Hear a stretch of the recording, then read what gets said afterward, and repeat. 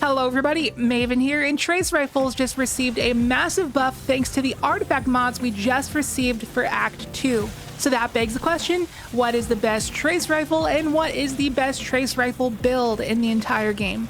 There's a lot of traces, so we got our work cut out for us and a lot of testing to do, and we're gonna get to the bottom of this. So let's get to it.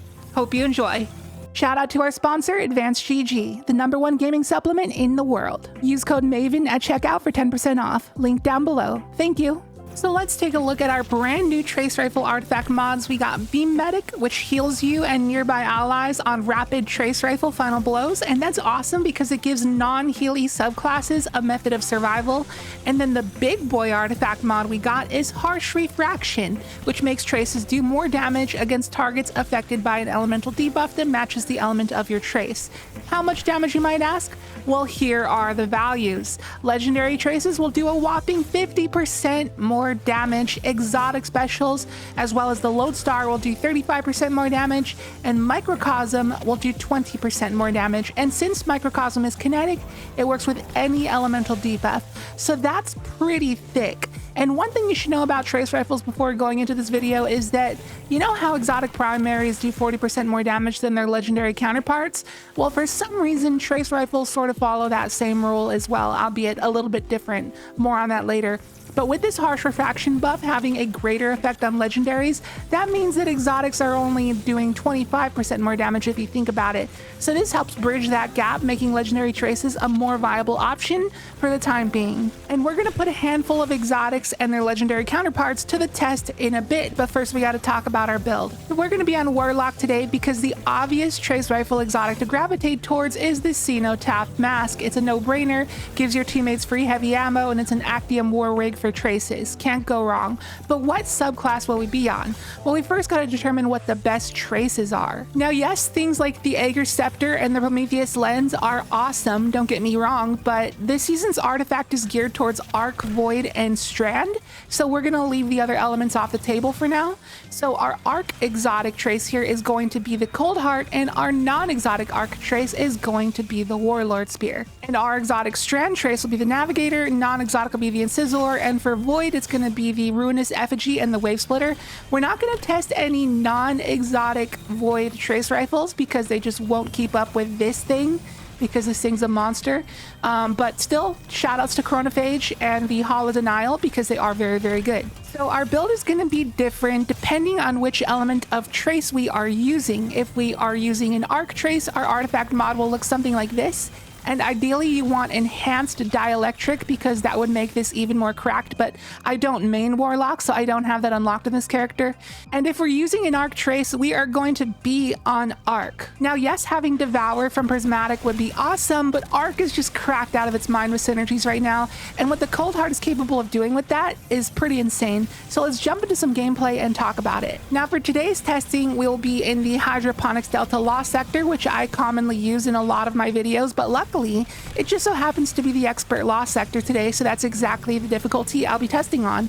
And if you see me performing finishers in the gameplay, it's just to use Special Finisher to generate ammo, and I'll be doing that quite a bit. Now, I love the Coldheart. It's one of my favorite weapons in both PvE and PvP, and I've shouted about it from the rooftops. I've done several videos on it, and this is no exception. I have ranted and raved the past 3 years about this thing being the best trace in the game, and I will die on that hill. And right now, it can do some pretty nutty things because we got another artifact mod called Elemental Siphon. This is rapid final blows with the weapon matching your equipped super element will generate an elemental pickup of that kind. So in other words, it will make ionic traces on rapid final blows. And then Spark of Discharge makes it so Arc weapon final blows will grant an ionic trace about every 2 or 3 kills statistically. And our Electrostatic Mind aspect will create an ionic trace when you defeat a jolted or blinded target, and that's synergized with Spark of Beacons, which makes this thing create a blinding burst on final blows, so you get another source of ionic traces there. And then the Coldheart's perk itself, Longest Winter, will create an ionic trace on sustained damage. So this weapon has 4 different things making ionic traces at the same time, and it's effing gnarly. There's so many traces and the ability spam is just out of this world. But in the background gameplay today, I'll be trying to avoid ability spam just for the sake of testing out the traces. And one more thing that you should know about the Coldheart is that it also ramps up in damage as you lay on the trigger, and it's very forgiving to keep it in that high damage state. It's very easy. And when you get it there, it's actually the hardest hitting trace in the entire game, other than the microcosm. And the best part is that you don't gotta jump through hoops for it. The perk is basically free. It's just incredibly strong and forgiving. But now let's talk about our legendary trace, the Warlord Spear, with rewind rounds and jolting feedback. Now obviously, with the steady reloading of the Cenotaph mask paired along with rewind rounds, this thing rarely ever has to reload, which is super nice. And while I went into this knowing it was going to hit a fraction as hard as Coldheart, I was actually still impressed. Sure, it doesn't have Longest Winter to generate ionic traces on sustained damage, but remember that jolting feedback does make it very easy for this thing to jolt, because that sustained damage progress carries over from target to target, even if you stop shooting. So eventually it can and will apply jolt to something. And that's going to help trigger Spark of Ions to create an ionic trace when you defeat a jolted target, which is something the Coldheart couldn't do. And that jolt also happens to be decent at ad clear, whereas the Coldheart doesn't actually do anything for ad clear other than what Spark of Beacons provides. And obviously the biggest upside is that it doesn't take up the exotic slot, so you can run the microcosm in your heavy slot. So I was actually genuinely surprised with this thing, and I was impressed for sure. For a legendary, you get a lot of mileage out of it, and it really competes with the Coldheart. They both have their benefits, but obviously the Coldheart is still going to be by far the stronger option. But don't count out the Warlord Spear if you're doing some kind of boss encounter where you got to swap over to an exotic heavy like the Queenbreaker, for example. But now let's move on to our strand traces. And for our strand traces, we'll be heading over to Prismatic, because having Devour is quite good. Now you'll see me use a Lightning Surge. That's just to get both Bolt Charge and Devour online. And Lightning Surge does kind of build into the theme we're going for here with the Navigator and that survival, since Lightning Surge makes you amplified, which grants you a 15% damage resistance and makes enemies less accurate towards you. And that's on theme with the Navigator, because sustained damage with this weapon grants Woven Mail, which is another 45% damage resistance. And since we're just spraying this thing nonstop, that means we'll just always be a tank. And the artifact mod we got for Strand right now is really nice, because they really make any Strand weapon feel good. First up, we got Unraveling Orbs. This says picking up an orb or a tangle grants unraveling rounds, and that pairs perfectly with our other Strand mod, Horde Shuttle, that says weapon damage against unraveled enemies periodically creates threadlings. And with all these free Seekers and threadlings flying all over the battlefield, basically any Strand weapon feels amazing right now. So with the Navigator, we got amazing ad clear, and we're a tank. What's not to love? However, let's jump back into the topic I mentioned earlier. You know how I said that trace rifles follow the exotic rule, in which exotic primaries do 40% more damage than non-exotics? Well, trace rifles do follow that rule, except it's a little bit different. You might think that all exotic traces just do 40% more damage than non-exotics, but in reality, every exotic trace has its own unique damage profile. I did a video on this before if you want to go and check it out and see how much damage each exotic trace does. But to summarize it, all exotic traces actually do far more than just 40% more damage, except the Navigator. That's right, the Navigator is the weakest among all exotic traces, and it's the only one that actually does do 40% more damage than non-exotics, which at the end of the day isn't terrible. That's still a lot of damage, but when you compare it against other exotic traces, it could be better. So with that said, let's move on to our legendary strand trace, the Incisor. The role I'm using is Subsistence with Killing Tally. Now, yes, I did try Slice with Killing Tally, which is good as well. Slice allows you to sever things for free, which lowers their damage output by 40%, but right now we got the Disruptor Spike artifact mod, which makes it actually 52%. But I figured since we have Facet of Solitude to cause a severing burst on rapid precision hits, we didn't really need Slice. And I actually really enjoyed Subsistence because, similar to the Warlord Spear, pairing that mag-based mod along with Actium perk from the Cenotaph mask, we just never really had to reload, which made it feel really nice. And Killing Tally was able to stay up at all times, granting us that constant 30% damage buff. But you remember how Harsh Refraction buffs legendaries by 50% and exotics by 35%? Well, you add Killing Tally to the mix and you do the math, and the Incisor is actually 5% stronger than the Navigator, while not taking up the exotic slot, meaning that you can run the Microcosm in your heavy slot just like the Warlord Spear. The only difference is that you don't have that infinite woven mail, so again, the exotic is probably still better, but to be honest, the Incisor just felt way better. Out of every trace I tried today, the Incisor, just by pure feel, felt the best, probably because I like the reticle, and it also just felt the most stable. Once again, a legendary trace impresses me. The ad clear is amazing with those artifact perks. Harsh Refraction is always online because we'll always have unraveling rounds to provide that debuff, so it's just hitting like a truck. 10 out of 10 would recommend. But now let's move on to our final element of the day, Void. And for Void, we're sticking with Prismatic, but this time we got Hellion instead of Lightning Surge. And the reason for that is because with the Void weapon, we can take advantage of the enhanced version of the Volatile Marksman artifact mod, which not only grants us free infinite volatile rounds, but when it's enhanced, it also makes it so when we create Void explosions, it also gives us some class ability energy. And not only that, but we got Facet of Awakening, which makes an elemental pickup when we get rapid final blows with a certain element. And since our element is Void, it's making Void Breaches, which also happens to grant class ability energy. And then we toss on Facet of Hope, so we get boosted class ability regen for having an elemental buff, which will be Devour. And with all these things combined, we basically chain Hellion forever. So that's the idea of the Void version of this build. Now, our first exotic trace is going to be the Ruinous Effigy, which, fun fact, does the most base damage out of any exotic trace rifle in the game. You would have never thought. 99.9999% of Destiny players probably didn't know that, but it's true. And once again, you can see proof in that trace rifle damage comparison video that I shouted out just a moment ago.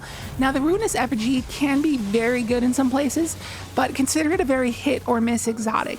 It's kind of a gimmick, but it's like a good gimmick.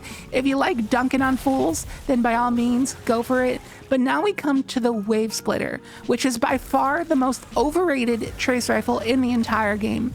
Now, don't get me wrong, it's good, it's strong, but it's just not better than the Coldheart, and people overhype it. Similar to how Coldheart relies on beacons, Wavesplitter relies on volatile rounds. However, Coldheart's damage perk requires literal nothing, but Wavesplitter's supercharged battery perk relies on grabbing an orb of power, which won't be up 100% of the time like Coldheart will. In addition, Coldheart feeds you a boatload of ability energy, so it's just all around better, to put it simply. And if you're wondering which trace hits harder, I'm sorry to break it to you Wavesplitter fanboys, but the Coldheart just hits ever so slightly harder than the supercharged Wavesplitter, and if you rewind the footage, you can see the damage numbers for yourself. However, in this Void build, I have 2 Void Surges, but with my Arc build, I only had 1, and yet the Coldheart still hit harder. I always describe the feeling of Coldheart as running a hot knife through butter. The thing just cuts through ads like they're nothing. It seriously is just a machine gun. But at the cost of needing an orb, Wavesplitter does do a better job at ad clear with the volatile stuff, I'll give it that much. Plus you got the maligned Harvest artifact mod to create a weakening burst whenever you rapidly apply volatile, which is some really good utility. So despite my arguments, Wavesplitter is still a top tier option. I just don't like that it needs an orb to feel good. So with all of our traces and builds tested, which trace is the best? Well, to be honest, I think every single one of them has a valid argument, so I feel that the answer is subjective. So let me know in the comments which one you think is the best. For me, I still gotta stick with my boy, the Coldheart, but I'm actually gonna be trying out the Warlord Spear for a while because it genuinely impressed me. But now that we're so late in the video, let me bring up something that I know all of you were thinking the entire time. What about the Geomag stabilizers? If the Coldheart is capable of making an ungodly amount of ionic traces, how would that look on the Geomags? Well, look for yourself. I did a quick run here and just watch my super. It's absolutely cracked. There's no other way to put it. There's a reason why Geomags are meta right now. Personally, I feel that Delicate Tomb is the wrong choice, even with particle deconstruction. Coldheart is just so dang strong with these new artifact mods, and you can easily get your super like within 20 seconds. It's unbelievable. And if you're struggling with getting past 10 challengers in Expert Court of Blades, then I urge you to use this build because it just melts those bosses. Triple Geomags are 100% the way to go in Court of Blades, trust me. You'll just steamroll through bosses with this build. And I can even see a world in which you use the Warlord Spear along with Tractor Cannon. I can see that working out super well. In the Hydroponics Delta, I know I only usually do these half runs for testing in my videos. I only do the first 2 rooms, but I did a full run with both the Geomag build and also the Cenotaph build. And to be honest with you, the Cenotaph version went way smoother just because it's more aggressive because it auto reloads your trace. And that allows you to take advantage of that ramped up damage from Coldheart a heck of a lot longer, which feels amazing. So I think I would use Geomags in content with a lot of mini bosses, such as Court of Blades, when you're going to need a super to be efficient. But if you're just doing mindless run and gun content, then I would go with Cenotaph all day long. It just doesn't slow down. You just keep firing and mowing stuff down, and you can be more aggressive with it. It's like the best defense is a good offense type of build. So it heavily beats out the Geomags in terms of neutral game, but obviously the super will do like half the damage. So there's a time and place for both of these builds. And as always, I'll leave the dim loadout links to all 4 of these builds down below in the description and also the pinned comments if you'd like to try any of them out. And if you got any buddies who are Warlock mains, I'd appreciate if you share the video with them. Perhaps this is something they might want to try. But for those who don't really use dim links, I'll just show the screenshots of all 4 of the builds real quick. So for the Arc build, this is the subclass and these are the mods. And here's the Strand setup. And here's the Void setup. And in case you wanted to see my artifact setups for each of these builds, here's my artifact on Arc. And here's on Strand. And here's on Void. And that's going to do it for this one. Thank you so much for watching. I hope you enjoyed it. If you did, be sure to hit the like button as it helps out a ton. And if you are new here, please consider subscribing. Would love to have you here for more Act 2 content on the way. Got a lot in the works. And remember to check out our sponsor, Advanced GG. Use code MAVEN at checkout for 10% off your order. Link down below. And I will catch you in the next video. See you later.